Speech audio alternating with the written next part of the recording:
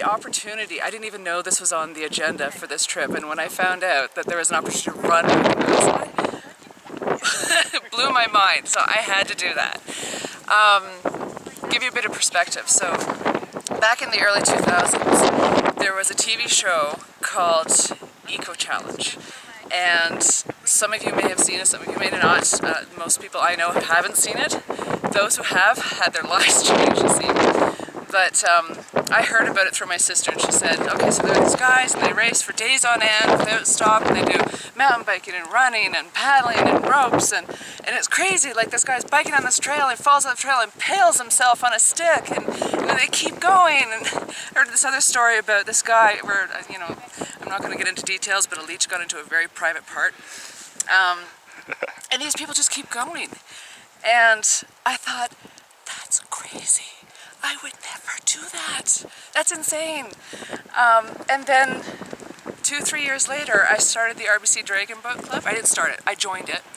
And my coach did this kind of racing, adventure racing. His name was MJ, and any of you who have paddled with him will understand this completely.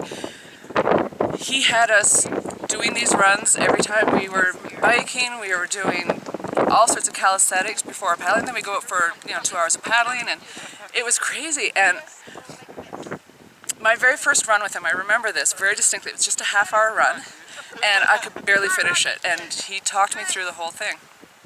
And eventually, I got to the point where I've actually run an ultra-marathon, which, I mean, in my case, I did 53 kilometers. And all of this because this guy talked me through it. You know, he was also a very strong person who was able to push through a lot of things. And in my case, I thought, I can't do that, I can't do that, I can't do that. And it turned out I could. And it turned out I could do 5K. Wow, I could do 5K. I'm gonna try 10. Oh my God, I can do 10. And it just kept going and going. And then, okay, when we did our first race, it was like 8 hours.